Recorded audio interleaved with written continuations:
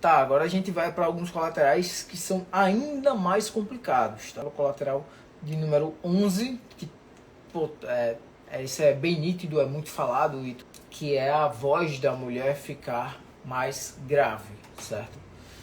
O que acontece? A gente tem as nossas cordas vocais. Deixa eu ver uma forma de exemplificar para vocês. Então a gente tem as cordas vocais aqui, tá? Elas são esticadas, certo? E aí, com a utilização do uso de hormônios e tal, é como se... Estou pegando uma forma para exemplificar aqui para vocês. É como se essa corda vocal, que fosse bem fina, ela passasse a ser mais grossa. Então, a vibração de uma corda vocal fina é diferente da vibração de uma corda vocal mais grossa. Então, ela passa a ser mais grave. O que acontece é que a mulher, ela passa a perder tons da sua voz. Isso acontece muito com meninos na fase de puberdade. Então o menino tem ali de seus 10, 11, 12, 13 anos e a voz dele começa a mudar. São alterações hormonais e são hipertrofia também das cordas vocais causado pelo aumento dos níveis de testosterona no menino. E isso acontece também na mulher, quando ela está utilizando os hormônios, certo? Então, o que você pode ver, por exemplo, é a mulher falando e a voz falhar. Então, ela começa a falar e a voz falha. Em alguns momentos, quando ela está falando baixo, ela tem um tom de voz. Quando ela fala alto, o tom de voz dela muda. Quando ela acorda de manhã, a voz dela está diferente. Então, esses são alguns sinais de que a voz ali está tendo alguma interferência por conta dessas questões hormonais relacionadas ao uso dos hormônios, tá? Existe processo cirúrgico também em relação a isso, mas também é bem complexo. E a mulher, ela pode, quando ela inicia, né, a utilização dos hormônios e vê que está tendo alteração na voz, se ela parar com a utilização, esse processo ele pode regredir, tá? Então ela pode voltar até a voz que ela tinha, por exemplo, ou se ela passou um tempo maior utilizando, essa voz mais grave ela pode afinar um pouco. Então ela pode melhorar em relação a isso. Vale lembrar que uma coisa é você ter a voz grave. Tem mulheres que têm voz grave e tá tudo bem. Outra coisa é você ter uma voz... A voz da mulher que utilizou hormônios, ela é mais nasalada. É como se ela saísse mais pelo nariz. É como se ela falasse assim, meio que nasalada. Então, ela tenta puxar, né, um pouco a voz para que ela fique mais fina. Mas quando ela fala mais alto, esse grave ele fica mais notório, né? E aí é um efeito colateral complicado também. Se for meninas que trabalham com a voz e tudo mais, pode não ser bom para ela, né? Principalmente a longo prazo. Colateral de número 12, queda de cabelo em mulher. E por quê, né? Por que pode acontecer esse efeito colateral no uso de hormônios sintéticos por mulheres? Porque existe a queda de cabelo no homem, né? O homem ele tem receptores de DHT nessa região da cabeça. Vocês percebem que o homem, quando ele fica careca, na verdade o cabelo dele não cai todo.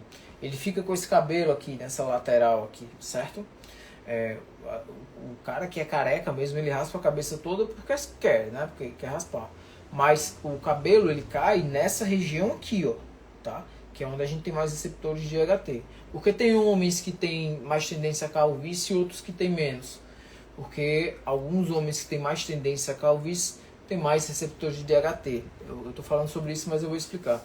Quando você tem um aumento de testosterona, parte dessa testosterona é convertida em um outro hormônio, que é o DHT. E aí ele se conecta aos receptores que a gente tem na cabeça, tá? E aí o fio ele vai afinando, até que ele cai. Com o tempo, o folículo capilar ele se fecha. Então, se ele fechou, não tem mais como recuperar aquele fio, certo? Então, isso acontece na mulher. Por quê? Porque acontece o aumento do nível de testosterona na mulher. Esse nível de testosterona alto se converte em DHT e a mulher tem queda de cabelo. E aí essa queda de cabelo começa principalmente nessa região aqui. Assim como é no homem, né? Mas nessa região aqui, tá? E aí pode ir se agravando com o tempo. Tá, agora a gente vai para alguns colaterais que são ainda mais complicados, tá? Colateral de número 13, que é o estresse. Então, se fala muito do homem, quando ele utiliza, né, hormônios, aumentar a agressividade e o estresse. E com isso aumentar os níveis de cortisol, que é conhecido como... é o sono chegando. Como o hormônio do estresse, né? Então, normalmente, pessoas que utilizam hormônios sintéticos, elas ficam um pouco mais estressadas e podem ficar um pouco mais agressivas e menos tolerantes também a situações de estresse, né? Tipo, teve um problema ali de trânsito, o cara já fica chateado pra caramba, porque ele já está utilizando as substâncias que aumentam seus níveis de cortisol, e aí ele vai ficar mais estressado e pode reagir de uma forma que ele não iria reagir se ele não tivesse a presença daqueles hormônios, tá? Vamos falar sobre alterações emocionais, que é o colateral de número 14. Mulheres, eu falei isso no início da live, né? Mulheres são mais suscetíveis a terem alterações emocionais, de chorar ou ficar triste. Mulheres normalmente têm mais índice de mulheres que são ansiosas, que têm sintomas depressivos, e também por conta das alterações hormonais que eu falei também no início da live, relacionada à questão da menstruação. Então a mulher ela tem muita alteração hormonal. Então isso gera alterações emocionais. E aí se naturalmente a mulher já tem isso, imagine utilizando outros hormônios. Então as alterações emocionais elas podem aumentar, certo? Então uma coisa inclusive que pode acontecer, por exemplo, dessa questão de alterações emocionais, é a mulher não saber lidar com os outros colaterais que ela está tendo por conta dos hormônios. Então a voz dela está começando a mudar. E aí ela, poxa, minha voz está mudando. Poxa, tá aparecendo pelos aqui no meu queixo.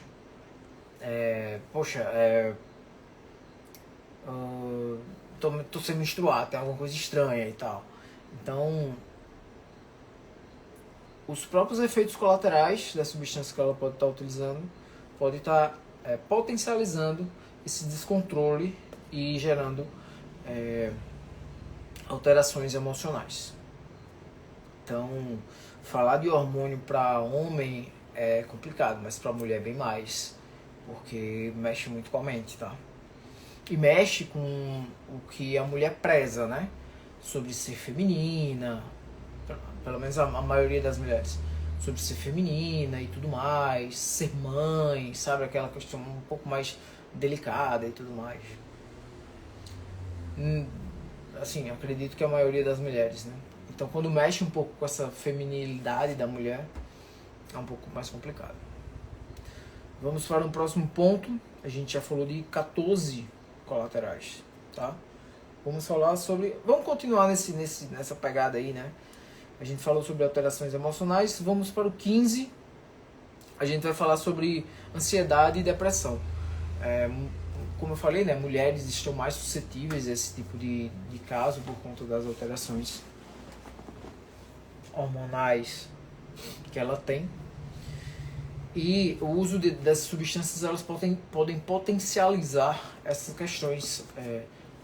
Você altera o emocional e aí você sai desencadeando várias coisas. Então, mulheres que têm sintomas depressivos e ansiosos não deveriam utilizar hormônios, tá? Esse quadro ele pode piorar e piorar muito, certo? De não saber lidar com os colaterais, de começar a criar um padrão para ela. Então, poxa, eu tô usando, olha como eu tô bem, olha como eu tô bonita, tá todo mundo me elogiando. E aí se ela para de usar e o corpo começa a regredir, ela começa a sentir mal porque o corpo regrediu, e a evolução dela regrediu. Então isso mexe muito com a mente. E nem todo mundo tá apto a lidar com isso. Outra coisa também, por exemplo, quando seu corpo começa a mudar muito rápido, as pessoas começam a ver, te elogiar, dizer que você tá bem, tudo mais, tá bonita e tal, e poxa, você fica super feliz. É como, sei lá, você comprou um carro de 100 mil, aí as pessoas dizem, olha caramba, você comprou um carro de 100 mil, e aí todo mundo olha pra você e te elogia porque você tem um carro de 100 mil. Com o passar do tempo, o carro de 100 mil para de impressionar as pessoas, porque todo mundo já sabe que você tem um carro de 100 mil. Aí você busca e compra um carro de 200 mil. Aí você diz, poxa, você tem um carro de 200 mil, parabéns e tudo mais. Parabéns pela conquista, e você fica feliz com aquilo, né? Isso infla seu ego. Com o tempo as pessoas param de te elogiar porque você tem um carro de 200 mil. Porque se tornou comum para você. É a mesma coisa do corpo. Você vai mudar rápido, as pessoas vão te elogiar, né? Dizer que você está muito bem. Mas com o tempo elas vão parar de fazer isso. E aí você cria a necessidade de estar sempre evoluindo, sempre evoluindo. Aumentando as quantidades das coisas que você está utilizando, vocês sabem como é, porque a pessoa ela começa a utilizar. Não vou utilizar muito não, vou utilizar só um pouquinho. Ver o resultado, ver que estagnou o resultado. Poxa, eu vou aumentar a quantidade, e aí vai aumentando e se torna um efeito bola de neve.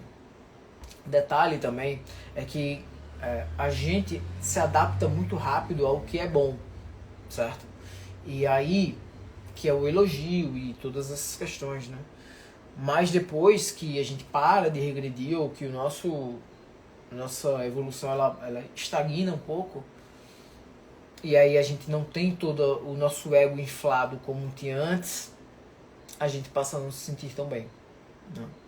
Então, falei aqui sobre colateral de número 15, ansiedade e depressão. Mulheres que têm efeitos que têm esse tipo de